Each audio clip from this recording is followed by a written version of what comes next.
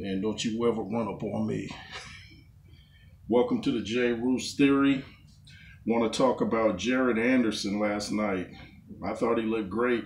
Fought a guy named George Arias. I never seen the dude before. And Jared Anderson took care of business. He has nice combinations, nice punch placement. And I would like to see him step it up next and fight someone like an Efe Ajagba or Frank Sanchez, who I learned just got a TKO in the first, knocked the guy down 3 times. And that would be a good test for both guys or all parties involved. To be a good test for Efe, but be a good test for Frank and, of course, Jared Anderson. Jared Anderson is the most promising looking heavyweight I've seen coming out of America. And he got, a lot of props from Tyson Fury because they sparred together. I think it was when Tyson Fury was getting ready for the Dillian White fight. So we will see what happens with Jared Anderson's career. And the thing I like about him is he looks imposing. And I always say intimidation is a big part of boxing, especially in the heavyweight division. People forget that aspect. It's not just enough to come in shape. You want to intimidate your opponent and make your job a lot less strenuous than it has to be. Why go in there and fight 12 rounds if you don't have to be? If you can get into your opponent's head, you've got over half the battle won right there. But I thought Jared Anderson looked real nice. And shout out to Shakur Stevenson, man. That dude's timing is just incredible. I mean, the way he moves and he fights like a veteran. I mean, the guy he was fighting I never heard of, but the guy was helping him a lot by coming in with his hand and throwing wild hooks. So he was really helping Stevenson. I thought the stoppage was, premature. It could have gone on, but it was almost like, why let it go on? The dude had very little chance at winning. He could have won, but you could see where that was headed. I mean, Stevenson's timing, he just knows how to move around, give you angles, and even if you're faster, what good is that if he just moves out the way and times you, and that's what he does. He has the best timing I've seen in a while. And some of the OG boxers in the game might want to look at tape of Stevenson and implement some of his skills and put it into their arsenal. So this month is looking good. We got, of course, Ryan Garcia, Tank Davis. Now, I generally talk about the big guys, but I really like Tank Davis and Ryan Garcia. Both guys are training hard. They look focused. I like the look in Tank Davis's eyes. You can tell by looking in a man's eyes, what he's about. And you can't teach that. It's either in you or it's not. And I see that in him. You see that displayed when he fights as well. You don't just see it in his eyes. He backs it up. So it's not a false look that I'm getting from him. He's just a very tough guy. Ryan Garcia, very tough. I just don't know if Ryan Garcia's chin can hold up to that power. And people seem to think that Tank Davis is just a puncher.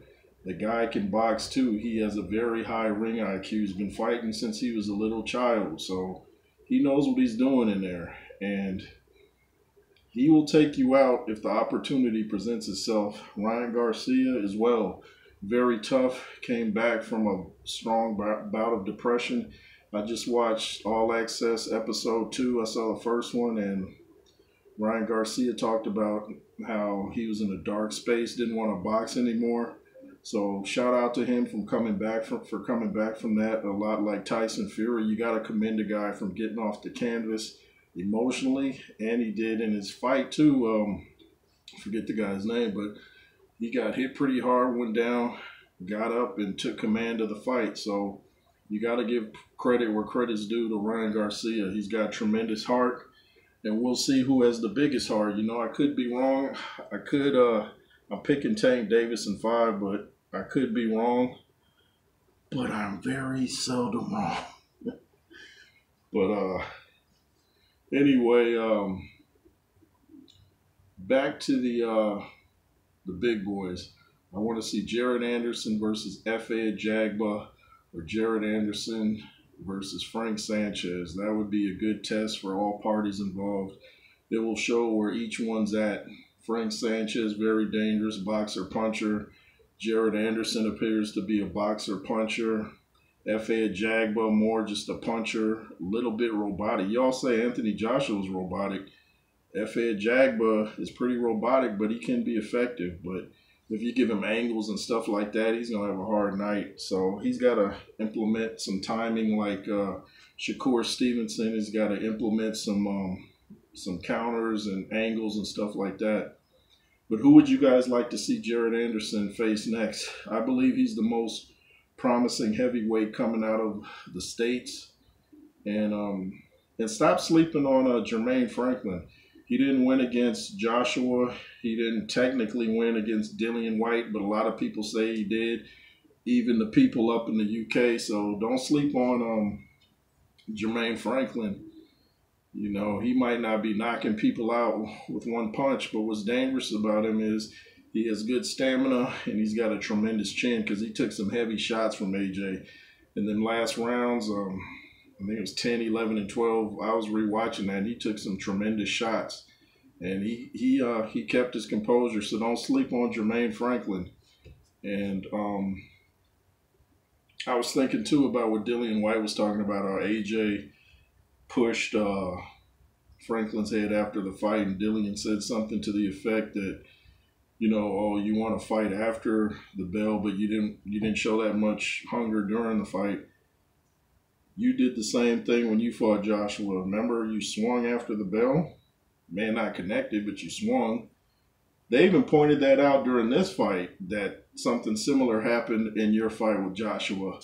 What are you talking about, Dillian? All we have to do is go to the footage. Just look, and we will see. By the way, that was Lennox Lewis versus Lionel Butler, 1995, Arco Arena, Sacramento, California. Did I say California? California. I was there. I was like 9 rows back from the ring. But anyway, that was the first fight I ever been to. I was like, man, that was one of the best feelings I ever had, just going out there and looking down, seeing the ring lit up and all that. I was like, wow. Wow. I drove up all the way from San Diego to Sacramento and back with minimal sleep, which I won't recommend. If you're going to drive that far and back, please get you some sleep. But the Most High looked out for me. Shout out to my buddy Arturo, who went with me. Whoever you are, man, we used to work together at FedEx at the San Diego airport. Shout out to you, man.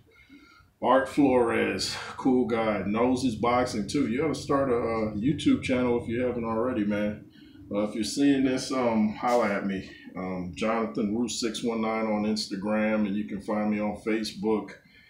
I'm on Twitter, although I just really go on there occasionally to post my videos. But anyway, enough about J to the Roos. Who would you guys like to see in the ring with Jared Anderson? Who would you like to see Shakur Stevenson fight next? Just let me know. It's been the J Roos Theory. Make sure to comment, share, subscribe. LSR forever. The reason I do this, and be fearless. Yay, yay.